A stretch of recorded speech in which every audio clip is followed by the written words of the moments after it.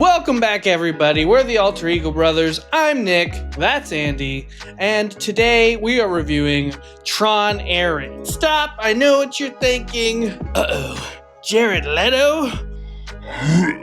I'm going to go ahead and tell you that it's definitely a better movie when he has his helmet on and you don't see his face, which is about a third of it. So if you can do that, then you're pretty good. I gave this movie a 5 out of 10. Like all the other Tron movies, it's very much style over substance. Having said that, though, I do think it might be a tiny bit better than the other two movies. What did you think, Andy?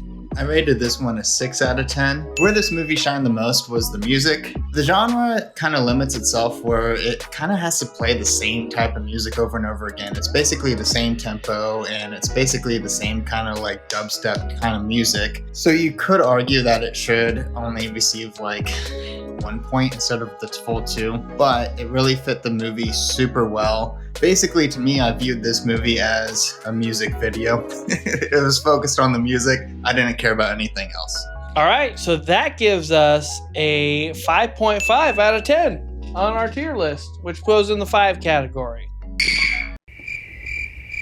Nothing to say there, crickets. Okay, that's Jared Leto's audience right there. So the first point I was going to talk about was the music. You kind of already hit on it. It was good for what it was. Nine Inch Nails did a great job. It's not their first rodeo, by the way. We learned that. It's always been kind of a musical movie. All three of them are very enhanced by letting artists come in and do the music as opposed to a traditional composer. But the movie itself doesn't really lend to a whole lot of big moments or action moments. So I feel like even though you're right, it is kind of flat the whole way through. That's just because the movie's kind of flat the whole way through. So then I want to get into the bad, which is definitely the story and the acting. I only gave this a 1 out of 2 for acting, and that was because of Evan Peters. I really enjoyed his character and everything that was going on his end. But man, everything else was just a slog. I thought the first half, or the first third, I should say, had me very hopeful. They were referencing like Frankenstein, and I was like, oh, I wonder if this is going to be kind of a play on Frankenstein's monster. And like Jared Leto would like try to help, but he ends up being bad. And I thought that would have been a much better take. But no, it's all boilerplate. Here's the movie. This is the type of movie it is. Here's that kind of ending that fits with that type of movie. And it was just boring. Although it's not the worst acting that we've seen this year. If you want to see that, look at our review for Smashing Machine. Story was middle of the pack for me, just like all the other Trons. It was really disappointing, but it followed a standard story structure, so there wasn't anything objectively wrong with it. It's just I would never actively go see this or see it a second time. When it comes to the acting, I mean, I'm not a Jared Leto fan, but I'm especially not a fan of him in this scenario, just because he plays an AI sentient, not technically a robot, but we're going to call him a robot for the sake of argument here. From the very get-go, he just had very human mannerisms about him, the way he was moving loosey-goosey, the way he had like his tonation. I would like to see, he's supposed to be a robot that goes from very much AI to more sentient over time, and you just didn't see that dynamic whatsoever. He just disappointed me there quite a bit. So I want to bring up Jodie Turner-Smith, who played the other AI robot. I think she did a fantastic job of understanding like what an AI robot should do. She was very rigid in her movements and very rigid with her tonation too. She should have been the lead cast in this movie, 100%. She took this way more seriously, trying to advance her career, where Jared Leto just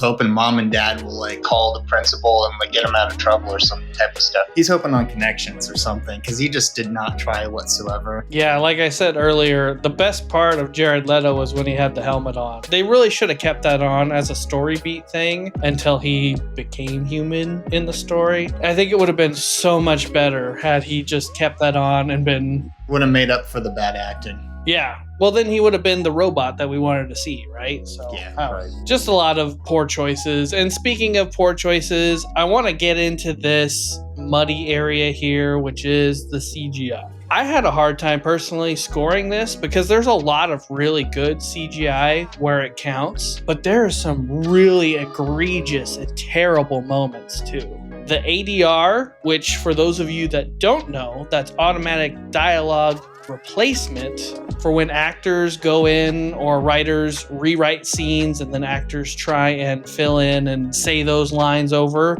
Then the computer goes in and matches their mouth to what they're saying. It's horrible. That's an awful technology. Number one, it can be AI. Disney said that they didn't use AI for this movie, but that doesn't mean that any of the special effects studios that they hired didn't. But it's just an awful piece of technology. It's so apparent that it's out there and the mouths have been changed and it looks weird every single time. So you got really nitty gritty with that kind of detail, because you notice that stuff a little bit quicker than I do when it comes to right in your face, where I'll notice the background stuff. So from a background perspective, I didn't want the overlay of just all these red bars and lines throughout the entire movie to distract me from what's really going on. I thought the flames looked like shit. It just looked like a blurry blob mess. It just was smooth too. I'm like, these don't look like flames.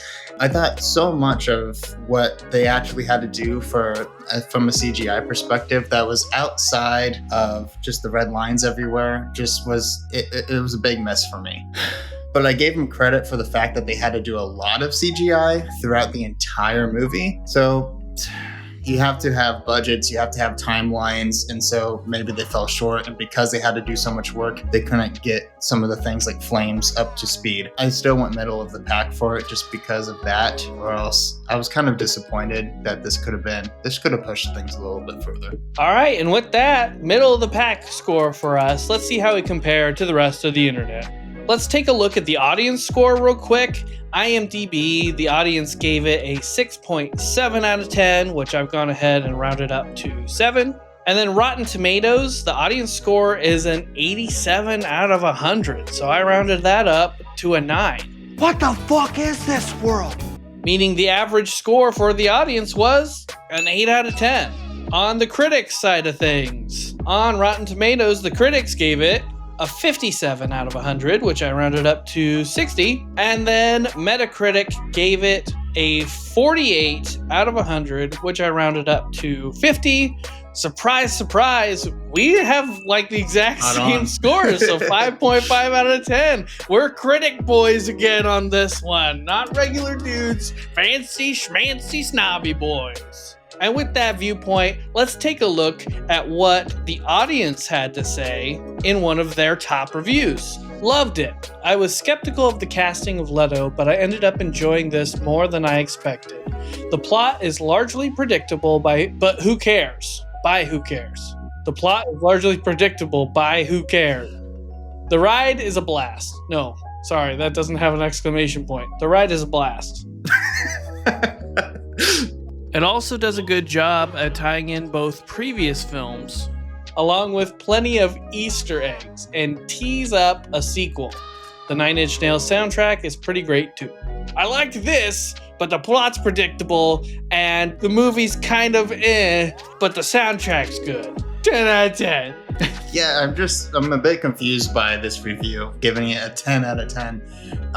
Maybe they're supposed to be leaning at 8 out of 10 like the rest of the average, I suppose. But I mean, I agree with the music, obviously. I will always disagree with Jared Leto's performance in this particular case, just because his acting didn't fit the character storyline at all. You can just say you hate his face, because you said all that already. I didn't hate his face, but I did disagree with the long hair look for an AI. Oh, he was wet the whole sense. Movie, too. Like, what the hell was that about? I put that in my notes. I forgot to say it. He was wet the whole movie. His hair was wet the entire movie. I guess I didn't know if it was wet the whole time, but when you think of a robot, you think stiff and rigid, but long hair is anti that, right? It's very loose and flowing. So it's just a weird choice among many other choices. Yes, the storyline's predictable because it follows a standard story structure, as we mentioned. So why is that a 10 out of 10? Like, when you think of just like Dune and the Odyssey that will be coming out most likely, or any like Christopher Nolan movie, like these non-standard movies, that's like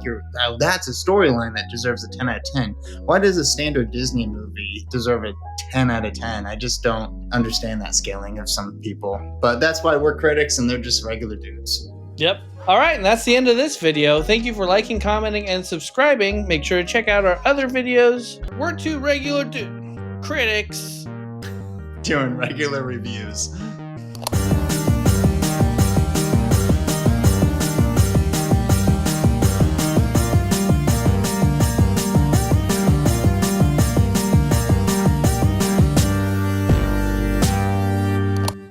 And just remember, we're two snobby critics doing snobby reviews. Do you want to do that differently? We should probably actually come up with something if we're gonna Yeah, do we that. could. All right, that's the end of this video. Thank you for liking, commenting.